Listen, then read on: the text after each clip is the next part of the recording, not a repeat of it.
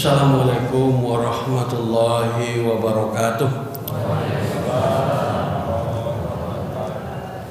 Alhamdulillahi rabbil alamin. Wa bihi nasta'in ala umuri dunya waddin.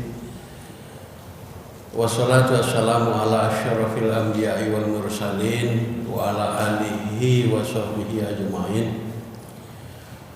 Qala Allahu ta'ala fil Qur'anil Karim, a'udzu billahi minasyaitonir rajim.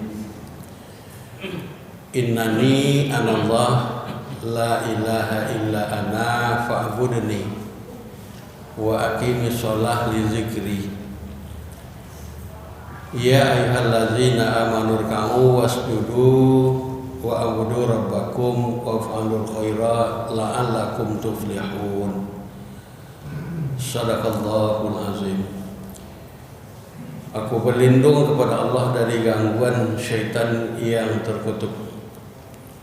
Sesungguhnya aku adalah Allah. Tidak ada Tuhan kecuali aku. Dan beribadahlah kamu sekalian hanya kepadaku. Laksanakanlah sholat itu untuk mengingat aku. Wahai seluruh orang-orang yang beriman, rukuklah kamu semua, sujudlah kamu sekalian, beribadahlah kamu kepada Allah Tuhanmu, dan lakukanlah perbuatan-perbuatan yang baik. Mudah-mudahan kamu sekalian menjadi orang-orang yang beruntung. Maha benar Allah yang Maha Agung firman-Nya, 1 surat Thaha surat 20 ayat ke-14. Yang kedua surah Al-Hajj surat 22 ayat ke-77. Pak Ketua beserta seluruh unsur pengurus yang dimuliakan, bapak-bapak dan ibu-ibu jamaah, para pemuda remaja, anak kami, para pelajar, sungguh keseluruhan jamaah yang ada di dalam masjid dan sejauh suara ini dapat didengar, dapat diterima, yang dimuliakan. Satu di antara manhaj perumusan hukum Islam itu menunjukkan bahwa darul mafasid muqaddamun ala jalabil masolih,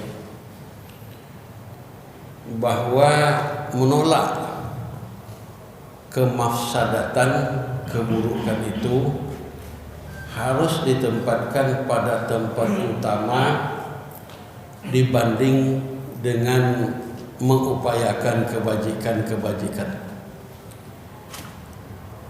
Secara sederhana, umpama seseorang mau ngambil air bersih, mencari air bersih itu usaha, dan menemukan air bersih tentu sesuatu keberuntungan. Tetapi tak kala ember yang akan dipakai ngambil air itu, satu dalam keadaan kotor, yang kedua dalam keadaan bocor, maka langkah jangan fokus hanya kepada air yang bersih, tetapi terlebih dahulu harus berusaha ember yang kotor dibersihkan, lalu yang bocor harus disumbit. Kadang-kadang berebut kepada kebaikan, ya bisa-bisa jadinya lupa melakukan sesuatu yang pokok. Dalam dakwah Islam disebut dengan rumusan amar ma'ruf nahi mungkar. Amar ma'ruf artinya menyuruh agar orang-orang melakukan yang baik-baik. Nahi mungkar melarang, mencegah orang dari yang buruk-buruk. Maka tak kala amar ma'ruf nahi mungkar dua-duanya harus dilakukan, yang prioritas dahulu adalah nahi mungkar. Mengajak ke yang baik itu benar, tetapi mencegah, menghentikan dari yang mungkar-mungkar harus mendapat prioritas utama. Namun di dalam pelaksanaan ini agak sulit. Sebab kalau membawa orang kepada amar ma'ruf itu tidak terlalu susah.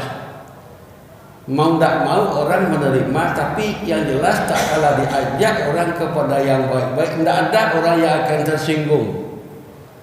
Apakah nanti dia terima atau tidak, yang jelas orang tidak tersinggung. Tapi tak kalah nahi mungkar, melarang orang-orang dari yang mungkar-mungkar, yang pertama dia tersinggung dulu. Nah, inilah rumusan dakwah itu yang kalau mau dilakukan secara metodologis dan secara sistematis dalam ketentuan manhaj hukum Islam itu harus dilakukan secara tepat dan benar. Nah, namun demikian kadang-kadang terlalu cepat, sering ceroboh. Kadang-kadang terlalu hati-hati, akhirnya bertindak dengan lamban. Di situlah letaknya bahwa filsafat berpikir kita semenjak dahulu tingkat rendah berpikir itu filsafatnya alon-alon asal kelakon. Artinya biar lambat asal selamat. Yaitu filsafat berpikir. Tapi tak kalah kemampuan berpikir bertambah, filsafat berpikir naik ke tingkat 2, cerdas, cermat. Berpikirnya sudah cerdas dan orangnya harus bertindak cermat pula. Maka di saat ini kehati-hatian amat sangat dibutuhkan agar jangan terjadi terlalu cepat ceroboh dan terlalu hati-hati lambat. Lama itu dilakukan, lalu terakhir orang masuk ke falsafah berpikir tingkat tinggi, sebutlah sudah sampai ke tingkat 3, yakni cepat tepat. Artinya apa? Kita harus berpikir cepat, lalu harus juga mampu bertindak tepat. Cepat tepat. Jadi tak kalah sampai kepada orbit cepat tepat. Maka di saat itu yang namanya cerdas cermat yang mungkin sudah perlu ditinggalkan, apalagi alon-alon asal kelakuan biar lambat asal selamat, mungkin itu sudah out of date. Bapak dan ibu yang berbahagia, salah satu tuntunan hidup yang diberikan Rasulullah SAW kepada kita, salasun muhlikatun. Ada 3 hal kata Rasul yang menjadi sumber bencana dalam kehidupan. Artinya tak kalah keberuntungan itu kita inginkan, kita upayakan, kita bekerja keras untuk itu, namun ada hal-hal yang membawa kepada kerusakan dan kehancuran. Tentu ini harus mendapat prioritas oleh kita.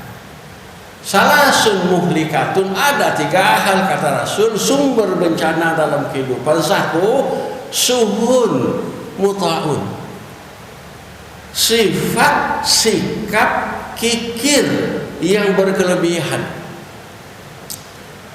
Bahwa sesungguhnya kikir itu barangkali ada bahagian-bahagian dari insting, ada mungkin bahagian-bahagian dari gharizah.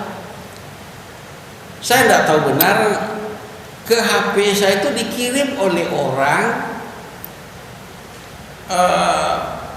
seekor monyet besar baru dia kue roti.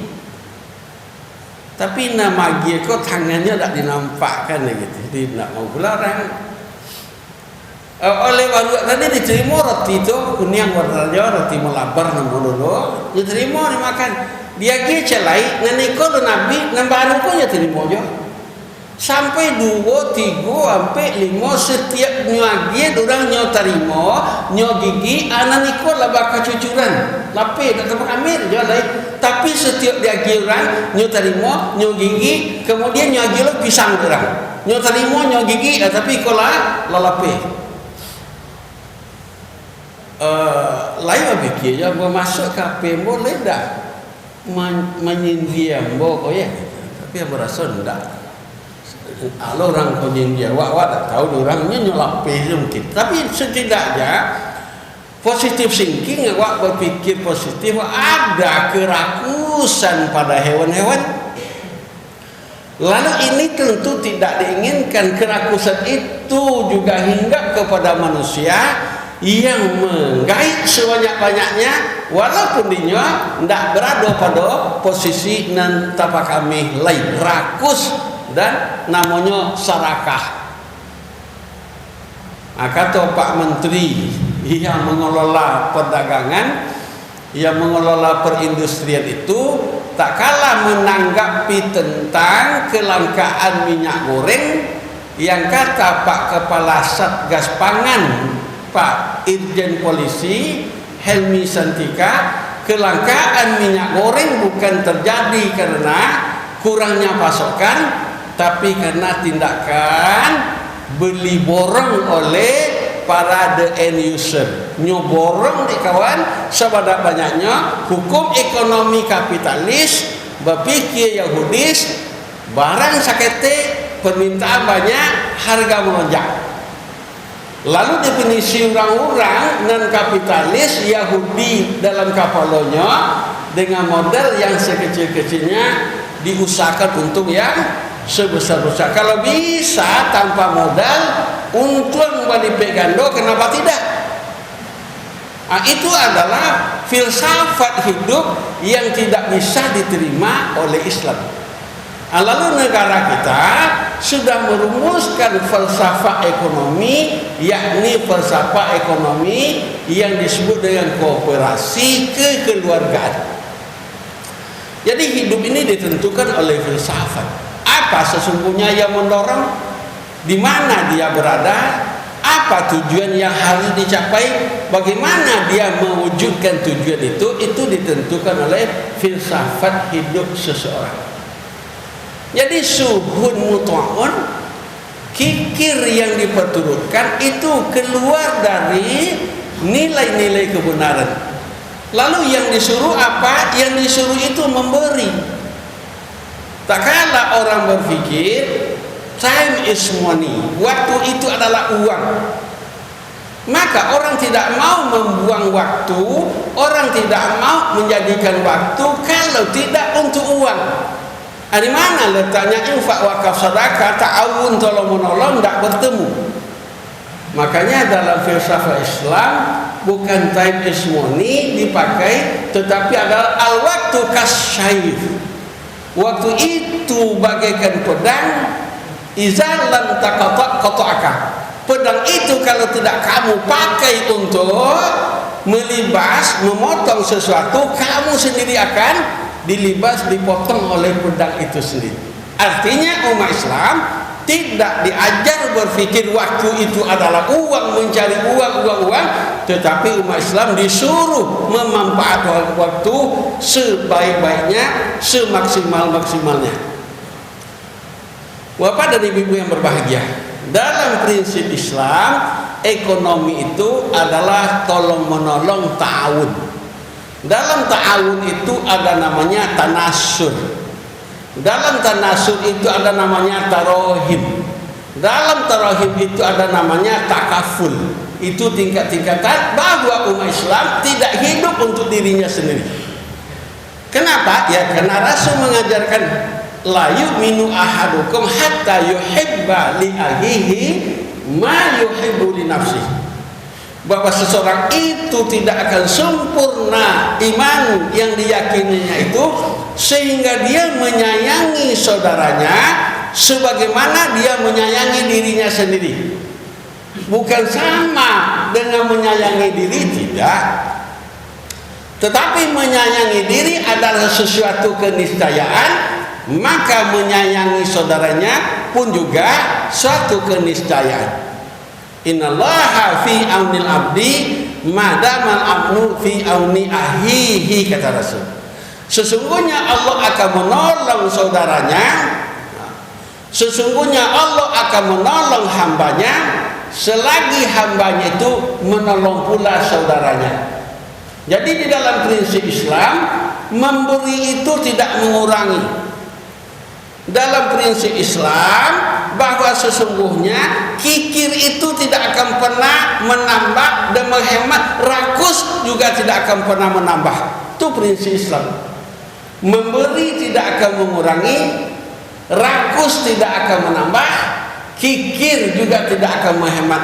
Justru tak kala orang memberi, innallaha fi aunil abdi madamal abdu fi auni akhihi. Allah menolong hambanya selagi hambanya itu juga menolong saudaranya. Jadi di dalam prinsip Islam, tolong menolong, begitu dia menolong saudaranya seorang muslim itu, berarti di saat itu dia sedang membuka pintu-pintu pertolongan Allah untuk dirinya. Semakin banyak, semakin sering dia membantu orang lain, berarti semakin banyak, semakin sering pula dia membuka pintu-pintu pertolongan Allah untuk dirinya. Maka dengan demikian, memberi tidak akan pernah mengurangi, kalau kikir tidak akan pernah menghemat, dan kalau sekiranya rakus pun juga tidak akan menambah. Yang kedua, sumber bencana yang kedua, kalau satu tadi suhun muta'un, yakni kikir yang berkelebihan. Yang kedua yang menjadi sumber bencana itu wahawa muttabaun, hawa nafsu yang diperturutkan, yang memperkuda-kuda dalam hidupnya. Bi'sal abdu abdun hawa yudilluhu, kata Rasul. Sehina-hina orang dalam hidup ini adalah orang yang hidupnya disesatkan oleh hawa nafsunya. Bi'sal abdu abdun tama'un yakuduhu. Sehina-hina orang dalam hidup ini orang yang hidupnya dililit oleh kerakusan. Bi'sal abdu abdun raghabun yuzilluhu. Sehina-hina orang dalam hidup ini orang yang dihinakan oleh keinginan. Bahwa punya keinginan adalah satu kemestian. Majunya orang itu karena dia punya keinginan. Bahkan kata orang, sebelum kamu menjadi pemimpin, hendaklah terlebih dahulu menjadi pemimpi. Tetapi menjadi pemimpi jangan menjadi penghayal. Sebab kalau hanya hayalan, hanya keinginan tidak terkendali, maka keinginan hayalan yang tidak terkendali bisa seperti layang-layang putus tali, tidak terkendali. Orangnya bisa hanyut di sungai yang kering, dan orangnya bisa karam di lautan yang tidak berair. Jadi untuk itu yang namanya hawa nafsu harus ada. Maju orang karena hawa nafsu, tetapi perlu terkendali dengan baik. Kalau sekiranya hawa nafsu tidak terkendali dengan baik, itu justru bisa menjadi satu di antara sumber bencana. Yang ketiga, wa ijabul mar'i binafsih, yakni sifat sikap jiwa yang sombong.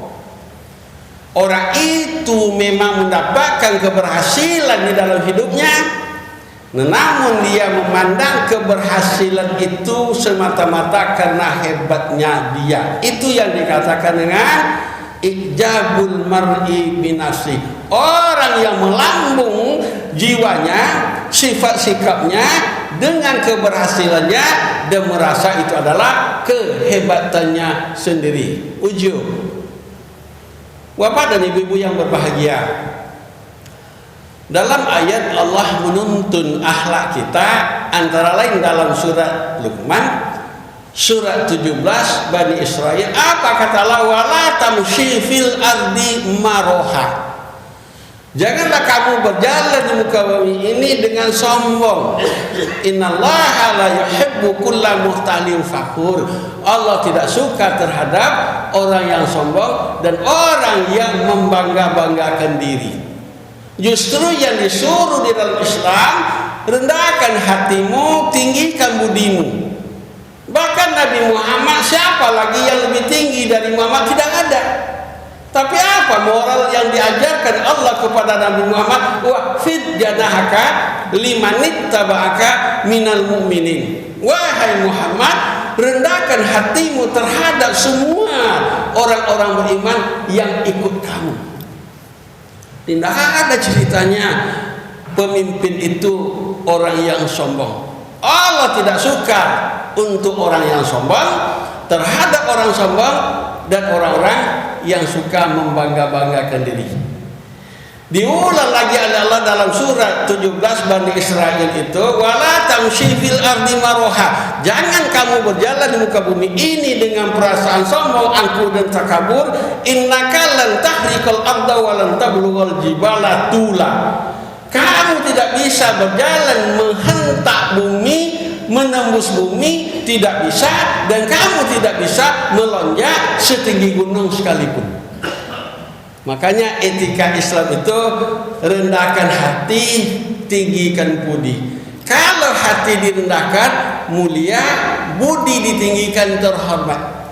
Tapi kalau hati ditinggikan, sombong, angkuh, takabur. Kalau budi direndahkan, menjadi orang yang hina. Abdul Aziz Al-Hulli mengatakan bahwa jika kamu berbicara, jangan hanya bicara dengan lidah, tapi berbicaralah dengan hati. Jika kamu hanya bicara dengan lidah, menghardik sekeras apapun hardikan kamu, jangkauannya tidak akan lebih dari tingginya puncak daun telinga. Tapi jika berbicara dengan hati, jangkauannya sampai nanti dimensi waktu tempat bisa dilaluinya, sebab bicara dengan hati sasarannya bisa sampai menembus relung sanubari yang paling dalam. Terakhir, menjadi orang penting itu adalah penting dan baik. Tetapi jauh lebih penting lagi adalah menjadi orang baik.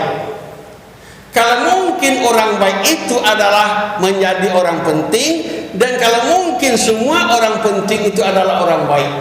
Dalam hidup banyak orang rela mengorbankan kepentingan untuk menjadi orang penting. Bahkan ada yang rela mengorbankan kebaikan untuk tetap menjadi orang penting.